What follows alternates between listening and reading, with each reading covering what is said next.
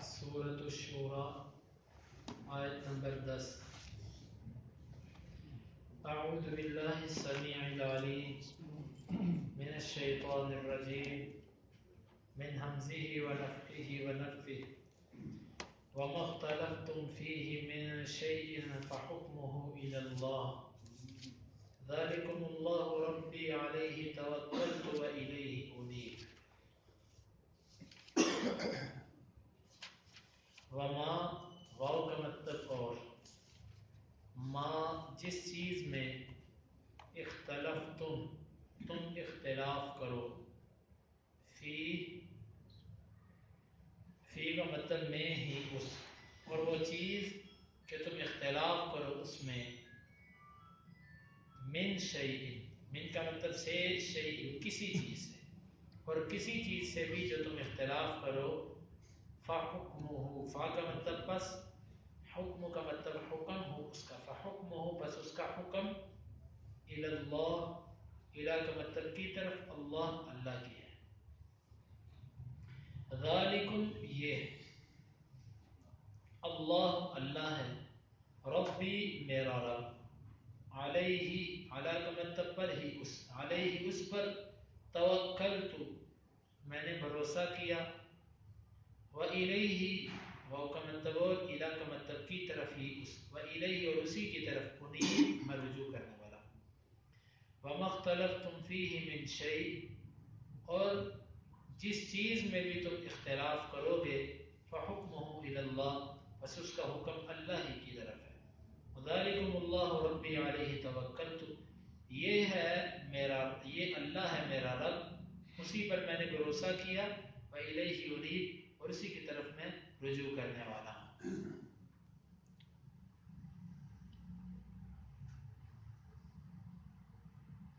پیچھے جب یہ بات تسلیم کر لی گئی کہ زمین و آسمان کو بنانے والا اللہ تعالیٰ ہے اور اس کا کوئی شریک نہیں، مشرکین نے جو اولیاء اور اپنے دوست بنا رکھے ہیں یہ سب جھوٹے دعوے ہیں، حقیقت سے ان کا کوئی تعلق نہیں.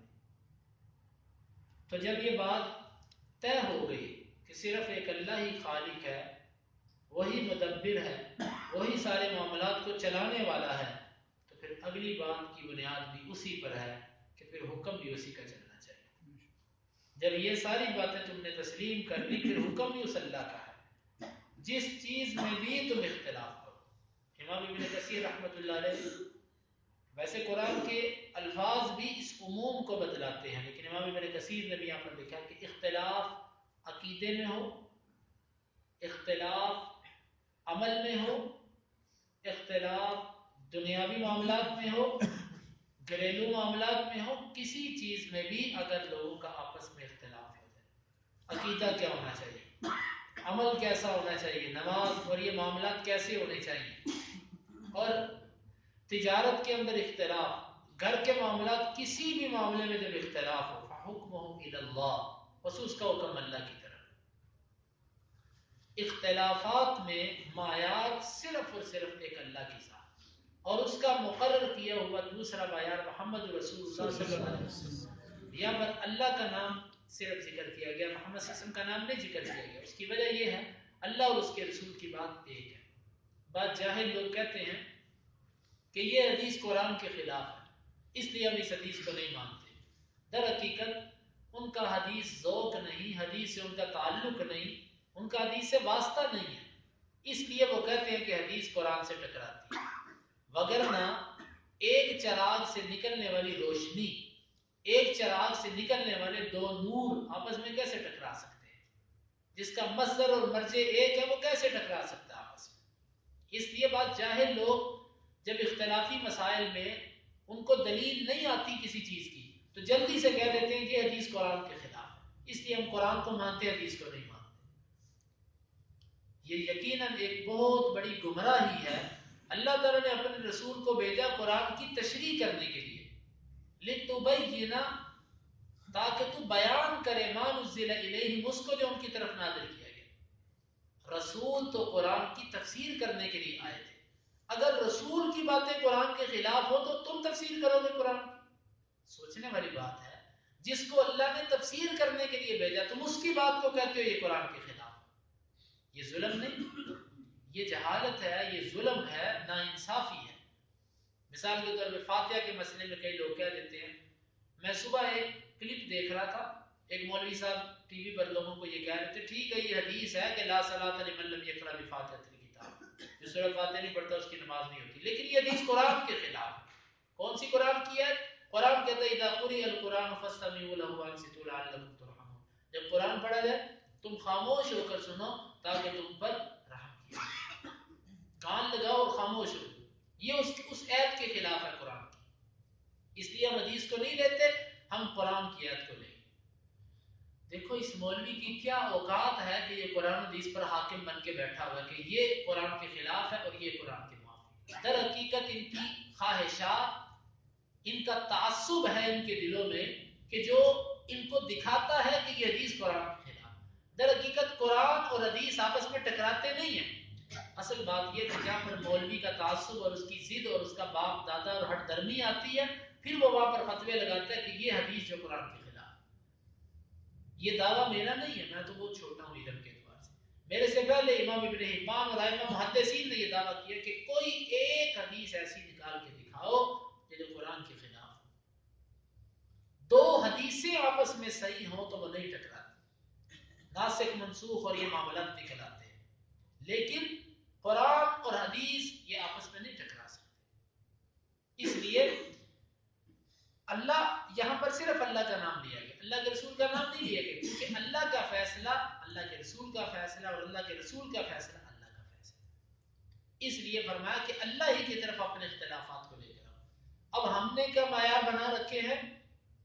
ہمارے ہاں معیار سب سے پہلے تو مذہب ہے، مذہب بھائی قرآن کی آیت تو آ گئی، لیکن تم کون ہو؟ میں حنفی، تم کون ہو؟ میں شافعی، تم کون؟ میں مالکی، تم کون؟ میں حنبلی۔ یہ تقسیم کہاں سے آئی؟ مسلمانوں کو چار حصوں میں کس نے تقسیم کیا کہ جی یہ حدیث، کئی لوگوں نے حدیث کا جواب دینے کا ایک آسان طریقہ ڈھونڈا ہوا، یہ حدیث نہیں، اس پہ شافعی عمل کرتے ہیں، یہ حدیث اس پہ مالکی عمل کرتے ہیں، اور یہ ہماری ہے، یہ حنبلیوں کی ہے۔ دین کو چار حصوں میں تقسیم کس نے کیا؟ یہ بہت بڑی سازش، اور ائمہ محدثین اس سے بری ہیں، چاروں امام اس سے بری ہیں، اس تقلید سے، اور یہ ایک ایسا ناسور ہے جس نے امت کو ایسا توڑا کہ جب سے یہ تقلید آئی اس کے بعد امت جمع نہیں ہوئی۔ تقلید سے پہلے کا جو زمانہ ہے وہ خیر القرون بہترین زمانہ ہے، اس میں اسلام عروج پر رہا، اسلام کو غلبہ رہا۔ جب سے یہ چیز آئی اس وقت امت آپس میں ٹکڑوں ٹکڑوں میں بٹ گئی، حتیٰ کہ لوگ تقلید کو ایک اپنے لیے باعث افتخار اور ترک تقلید کو عیب سمجھنے لگے کہ تم کسی کی تقلید نہیں کرتے۔ افسوس، صحابہ کس مذہب پر تھے؟ تابعین کس مذہب پر تھے؟ تبع تابعین کس مذہب پر تھے؟ یہ تقلید تو 4 صدی میں شروع ہوئی، اس سے پہلے تو یہ تھی نہیں۔ جس مذہب پر وہ لوگ تھے ہم اسی مذہب پر۔ علیکم بالامر الاول، تمہارے اوپر پہلے والا معاملہ لازم ہے، پہلے والا معاملہ کتاب و سنت کی اتباع تھی، ہمارے لیے وہی لازم ہے۔ ایک شخص کہتا ہے کہ ہم جن ائمہ کی اتباع کرتے ہیں وہ بھی تو قرآن و حدیث کے ماننے والے تھے۔ ہم کہتے ہیں ٹھیک ہے، اگر تم بھی قرآن و حدیث کو مانتے ہو تو تم اپنے اوپر اس کا لیبل کیوں لگاتے ہو؟ در حقیقت یہ ایک مستقل بحث ہے جس کو میں قرآن کی اس تفسیر میں تفصیل سے نہیں بیان کر سکتا۔ تو یہاں پر اس تقلید کا رد ہے کہ اپنے امام، اپنے اساتذہ، اپنا قوم، اپنا قبیلہ، یہ چیز اختلافات کا معیار نہیں بن سکتی۔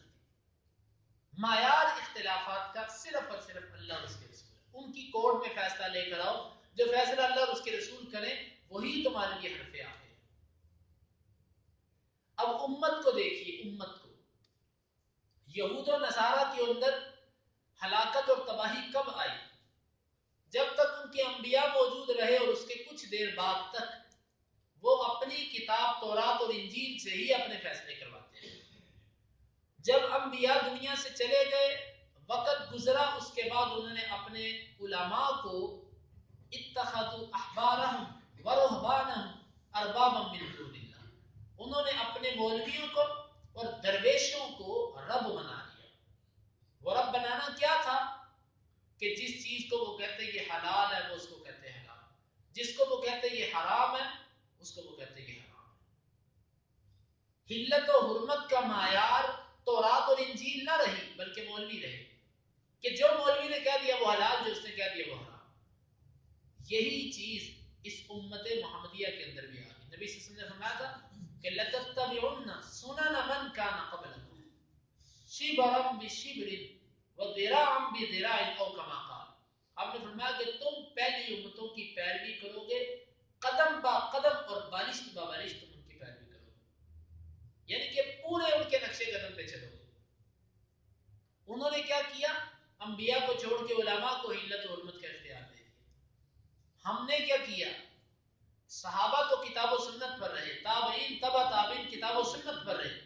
وقت گزرنے کے ساتھ ہم نے 4 امام مقرر کیے، قوم نے اختلافات کا معیار اس کو بنا دیا۔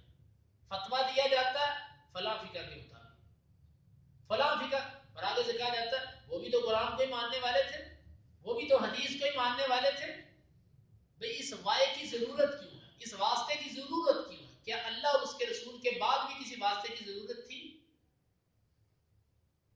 نبی صلی اللہ علیہ وسلم نے فرمایا ترکتکم علی ملۃ البیضاء لیلھا ونہارھا سواء او کما قال، میں تم کو ایک ایسے مقام پر چھوڑ کے جا رہا ہوں، ایسی شریعت پر چھوڑ کے جا رہا ہوں کہ جس کی تاریک رات بھی اس کے روشن دن سے واضح ہے۔ اتنا واضح دین، اس کے بعد بھی ضرورت تھی اماموں کی؟ اگر ضرورت ہوتی اماموں کی تو ابو بکر، عمر، عثمان و علی تھے۔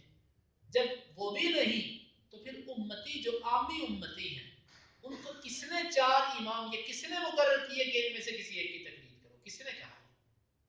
شریعت تو مکمل ہوئے، اللہ کے رسول کی زندگی میں پوری ہو گئی شریعت، اس کے بعد یہ 4 کس نے مسلط کیے؟ لوگ ذرا سوچئے، کوئی اس کا جواب نہیں ہے کسی کے پاس۔ صرف جی انہوں نے دین کی خدمت کی۔ کیا دین کی خدمت صرف ان 4 نے کی؟ لاکھوں ہیں جنہوں نے دین کی خدمت کی، یہ بڑے تھے۔ کیا سب سے بڑے یہ تھے امت میں؟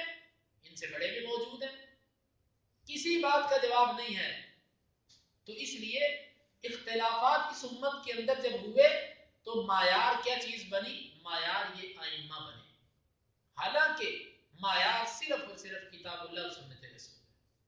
کسی کی فقہ اور کسی کی رائے کے مطابق اختلاف کا اگر حل کیا جاتا ہے تو یہ صراحتاً اللہ اور اس کے رسول کی مخالفت ہے۔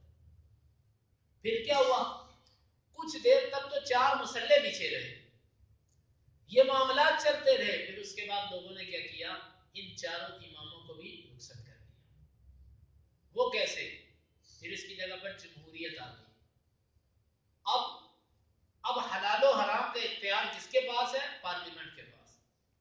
وہ ایک بل پاس کرتی ہے، جس چیز کو وہ پاس کرے گی وہ حلال، اور جس کو وہ پاس نہیں کرے وہ چیز حرام۔ یہ باتیں کچھ کڑوی ہیں، ہماری ان باتوں کا یہ مطلب نہیں کہ خروج، کہ اٹھو نکلو توڑ پھوڑ کر دو، جلا دو، مار دو، قتل کر دو، یہ باتوں کا مقصد نہیں ہے۔ خروج نہ ہمارا عقیدہ ہے اور نہ ہماری دعوت ہے، لیکن ایک حقیقت ہے، تھوڑی سی سوچئے کہ یہ جمہوریت یہ ایک ایسا نظام ہے کہ جس میں کہا تو یہ جاتا ہے کہ اس میں حقیقی اختیار اللہ کے ہاتھ میں، لیکن حقیقت اس کے بالکل برعکس ہے۔ کوئی بھی آپ قرآن یا حدیث کا قانون اس وقت تک نہیں چلا سکتے کسی بھی جمہوری ملک میں۔ یہ پاکستان کا مسئلہ نہیں ہے، یہ پوری دنیا کا مسئلہ ہے۔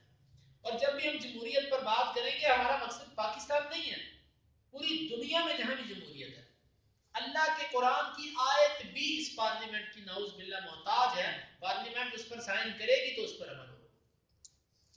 یہ ہے جمہوریت۔ اللہ کے نبی کی ایک حدیث ہے، جب تک پارلیمنٹ اس کو پاس نہیں کرے گی وہ نہیں پاس ہو سکتا۔ آپ دیکھ لیجئے، کسی عدالت میں جا کر آپ حدیث پڑھیں، آیت پڑھیں، وہ آپ کو کہے گا ٹھیک ہے لیکن میں پابند ہوں اس قانون کے مطابق فیصلہ کرنے کا۔ ایسے ہوتا ہے۔ لوگوں نے پھر ان اماموں کو بھی چھوڑا اور اس جمہوریت کو اختلافات کے اندر جو ہے نا وہ معیار بنا دیا۔ دیکھیے ہم کہاں تک پہنچ گئے۔ اللہ اور اس کے رسول کو چھوڑ کے اماموں پر آئے، اماموں کو چھوڑ کے جمہوریت، اور پھر اپنی رائے، ایک یہ بھی ہمارا بہت بڑا بت ہے، بہت بڑا بت ہمارے دلوں میں ہماری اپنی خواہش نفس ہے. گھر کا معاملہ میں کہتا ہوں میرے گھر کا معاملہ، اس میں کسی کی کیا ضرورت ہے مداخلت کرے، جیسے چاہوں میں حل کروں. کیوں؟ آپ کو کوئی اختیار نہیں کہ اپنے اختلافات خود اپنی مرضی سے حل کرتے ہو. قرآن اور حدیث تمہارے گھر کا اختلاف حل کریں گے. کاروبار ہے میرا کاروبار، جو میں چاہوں اس میں اصول بناؤں نہیں، تم پابند ہو اسلام کے اصولوں کے.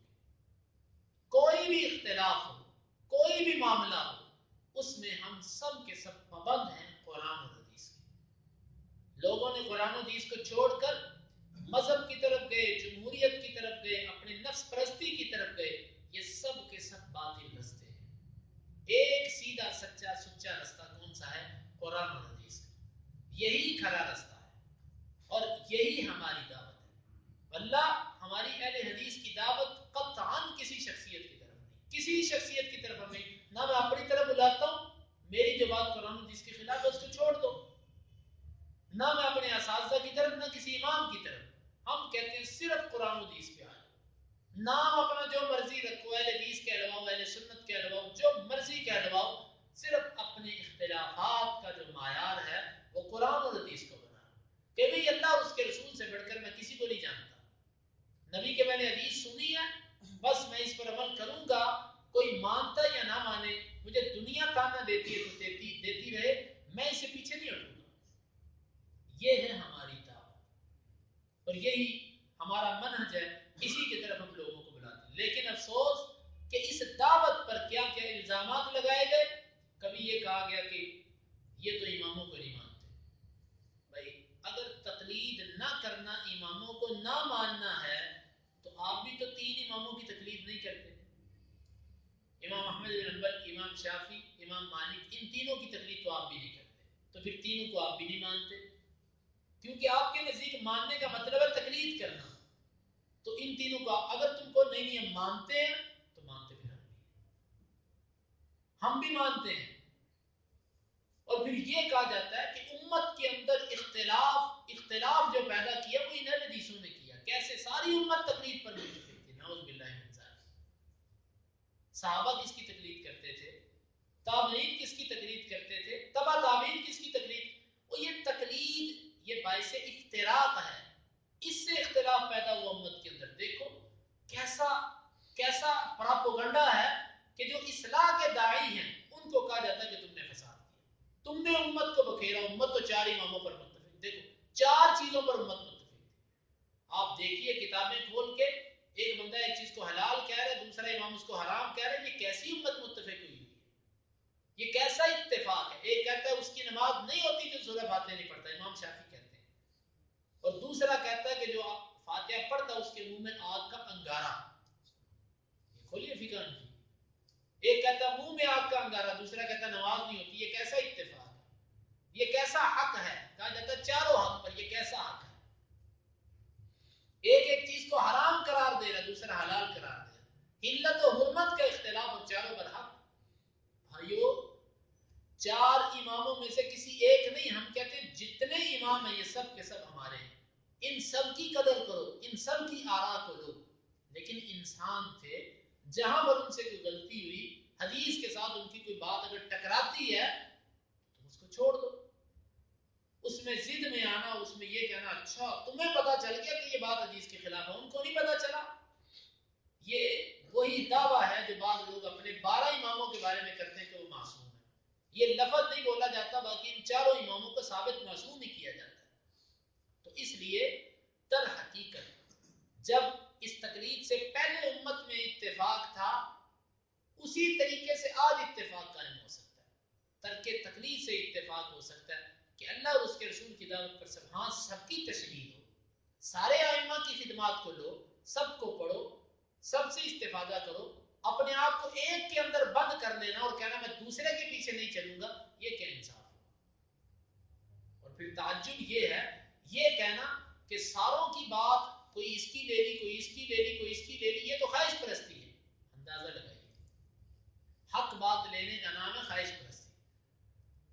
گویا کہ یہ اللہ نے مسلط کیا تھا کہ تم نے اس سے باہر نہیں نکلنا، یہ اس کے رسول نے پابند کیا تھا تم نے ایک امام کی اتباع تقلید سے باہر نہیں نکلنا. یہ ہے خواہش پرستی. حق بات کو لینا خواہش پرستی نہیں ہوتا. تو اس لیے اس آیت پر عمل اگر ہم چاہتے ہیں تو یہ آیت اپنے اندر ایک بہت بڑا مضمون لیے ہوئے.